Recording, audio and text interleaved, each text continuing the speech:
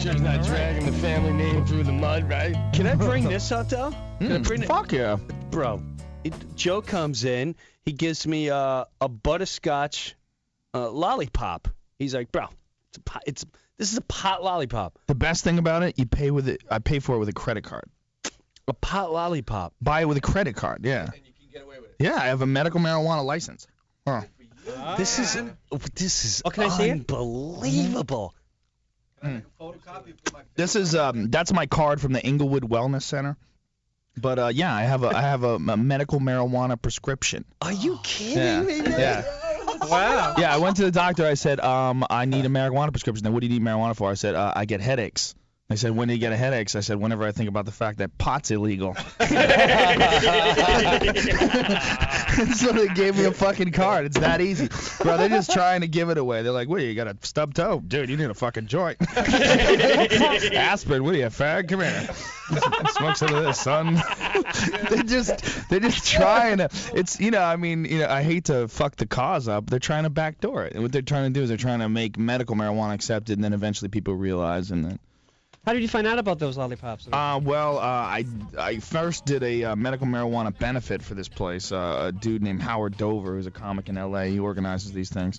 And I met all these people from the cannabis club, and they said, hey, come down, we'll hook you up with a doctor. I'm like, really? Because I always bought weed from shady douchebags before that. Who doesn't? Oh, it's the worst. You got to talk to these fucking idiots. Because weed is awesome, but people who sell weed almost always suck. So you're on that show, right? Aren't you like a TV dude? You ever do that stuff, man? Did you ever eat a slug? Oh, bro, how did that roach taste? So instead I go to this cool place where everybody's really friendly and shit, and they're all like activists, and they just sell you everything. I got pot soda, pot candy, pot lollipops, popcorn. Really? Yeah, popcorn, soda, lollipops, candy. What am I leaving anything out? And it all gives honey, you a buzz. pot honey, put honey in the tea. And there's no website. And it all gives you a buzz. Fuck yeah. Does it taste good? Oh, it's really good. This tastes really good. This tastes really, really good. When we have a break, I'll give you guys one too. I have a couple more in my car. We're hanging out with Rogan. We're also hanging out with Kevin McDonald. We're just hanging out. This is what we do from 4 to 6 every day. That's nice, dude. Right? I always tell people don't. Now, does it bother you a little bit? A little bit. We're getting serious here? No. But you're. What people don't know about Joe, he crushes doing stand-up. When I say crush, I can't exaggerate enough when I say I remember coming up here, going to New York in 1990, 91. I was wearing my balls on the sleeve. I was dressed nice, had the Capizio pants, and I'm like, I am going to be the new comic of comic. And I said, I've got the sound effects, I have the facials, I have the noises. And then we worked Nyack was the first place I seen you in. Nyack, fuck is the name of that place? Comedy something or another. Whatever. Yeah, Treehouse or some shit on the side of the road. And dude, Rogan goes up there, and he just talked. He's like, hey, you fucking chicks, look at your fucking hand. I'm like, oh my God, he's doing roosters. I do roosters. This guy's going to make me work, man. Who is this guy? Bro, from the minute I saw you, we hit it off, and then you were hanging out with, what's his name, with the Israeli or the Turkish wife? Oh, Tobin. John Tobin. Yes. Yeah. John Tobin, and bro, you would slay. I remember watching you go up at the Laugh Factory. All right, he'd go up to the Laugh Factory after a couple like really nice guys were like, I'm here for NBC tonight, and I'm pretty excited. It's a big development deal, and then Rogan would go up and just beat the living shit out of the place. But a lot of people don't know that you're stand-up. And like that's to me, that's mind-boggling. Well, it's because I sold out and got on Fear Factor for 5 years. Yeah, but Simple. is that selling out, or is that Fuck just... yeah. They offered me a certain amount of money to do a stupid show, and I said, that's exactly how much money I'll take to do a stupid show. Let's do this. And now I live in a gigantic fucking house, and I buy cars like other people buy candy bars. You know? It's really that simple. It's that simple. Dude, that's the most honest thing anyone's ever said on this You fucking know what? show. Nobody ever stops me from doing my stand-up. And so I'm going to keep doing it, too. Fuck it. I'm going to ride that bitch right into the fucking beach. As long as they're willing to put that thing on, I'm going to show up. By the way, stoned out of my fucking mind. 90% of the time you see me on that show, I'm high as giraffe pussy. I just show up blitzkrieg stoned. Like, sometimes I have to go over the words. Like, they give me a little script of, like, what I have to say. They give me a little script of what the stunt's going to be. And sometimes I'm so high that I just start tripping off language. And I'm like, wow, how crazy is it that we all agree that this little symbol here is an R, and that makes an sound, and this translates into most countries except in Brazil where it's an H. You know, in Brazil the R is an H. And dude, and I have to have 3 Red Bulls just to fucking bring myself down to reality sometimes. I knew you'd be excited, man. And then, I go, you 6 fucking retards have been brought here from all over the country to stare fear in the eye. Oh, my God, look at your eyes. That's really weird, man. What goes on in there? There's like a little thing that senses light. And you can look through those and you can see things. How do I know what you're seeing is what I'm seeing? Whoa, what if your world is totally fucking different from my world? It's very strange, man. Holy crap. Sorry, man. You just caused wrecks. Man, I don't even know where to go with the stories. I wanted to bring up our pilot, man. That shit was so funny. Oh, hardball. That's right. I forgot about that. This is my favorite part was hardball. We tried out for we're at the food thing. What is it? The craft table, right? And Joe's he's trying to get me to work out. And he's the whole time he's there. I'm chasing weed and just looking for whatever, and he's like, "Bro, yeah, work out, man, work out." So, all right, man, okay, working out and playing pool. That's all you want to do is play pool, and work out. So with that, it brings we're on the set, and Joe's fucking built guy. He can fight. I don't really realize that until we're on the set, and this guy had I don't know, a kickboxer shirt on or something. And I saw this other side of Joe where he's just like, "Bro, so you kickbox?" and impression of me is disturbing. Right, sorry, man. I'm like, wow, I sound like a dick. No.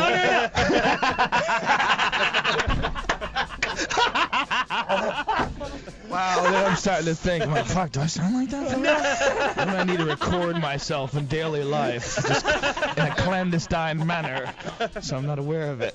I'm probably the only guy who really does impressions of you. I mean, I don't know. Is there? But not impression. I don't sit there every day. Now here's my Joe Rogan. Well, I think Carlos Mencia does a pretty good one occasionally when he's on the road. Oh, and with that, we'll be right back. 866-4-ROD-DOG. Hope your seatbelts are on, faggots.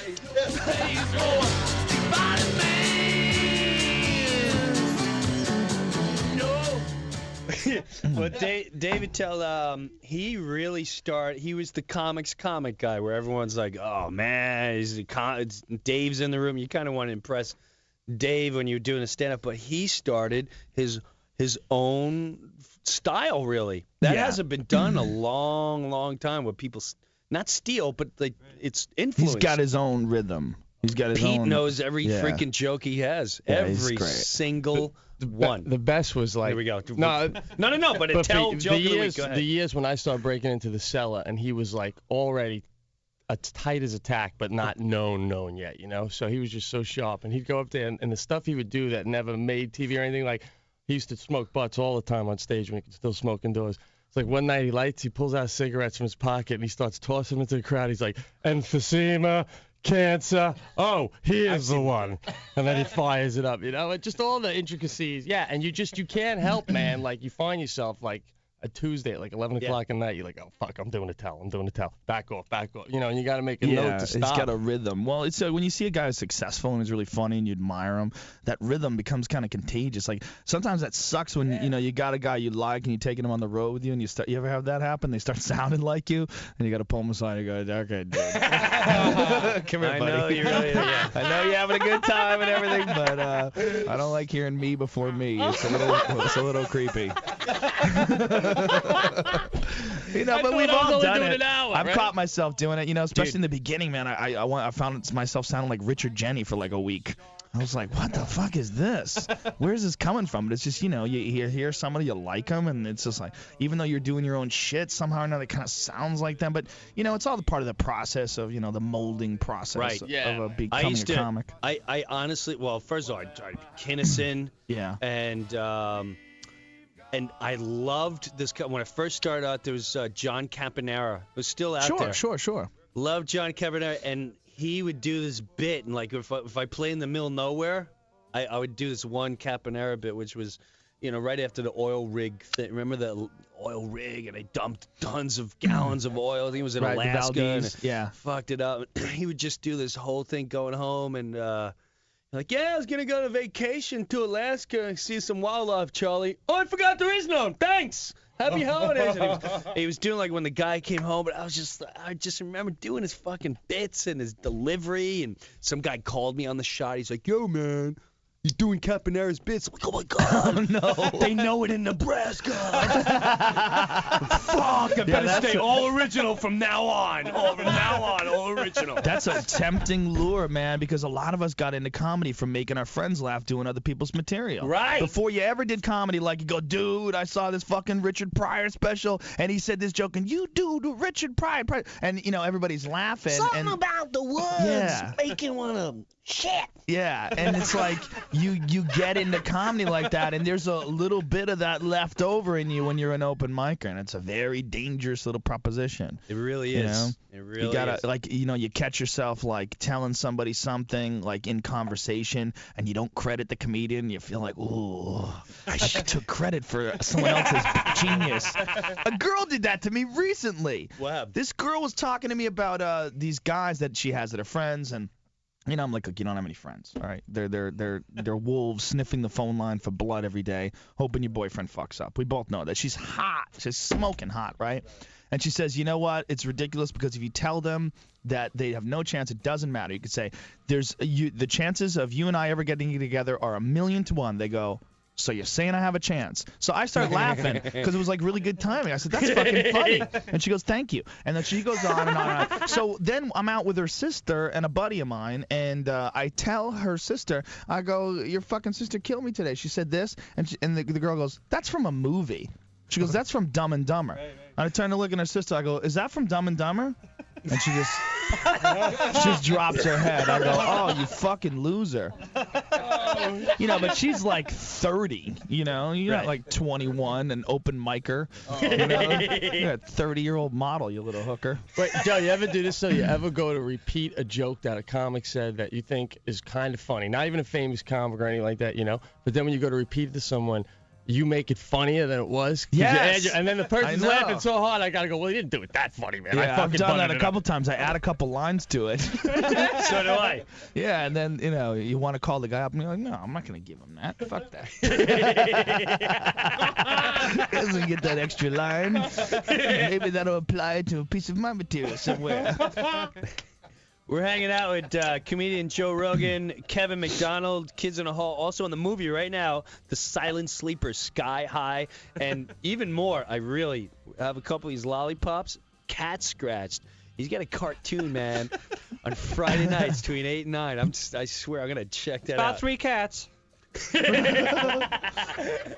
Speaking of animals, man, I saw that Grizzly Man movie last night. Holy shit, have you seen it? Does he get killed? In the movie, they don't show it because there's no video footage of the guy getting killed. Oh, wait a minute. That's a documentary. Yeah, homeboy lived with the Grizzlies 13 summers in a row. And then, look, it's basically suicide by Grizzly. This guy was completely out of his fucking mind. and he was gay, and he was pretending to be straight, and it was one of the funniest movies ever, though. Like unintentionally funny, like just genius shit in there. And this guy got fucking mauled by these grizzlies. They don't show you the mauling? No, but they you show hear it, the right? bear that killed him, and these things are fucking huge. And Dickhead is just pouncing around with them. I love you, you're my friend, And he goes, you have to be a peaceful warrior. You have to be a peaceful warrior. When they come to you, you have to back off.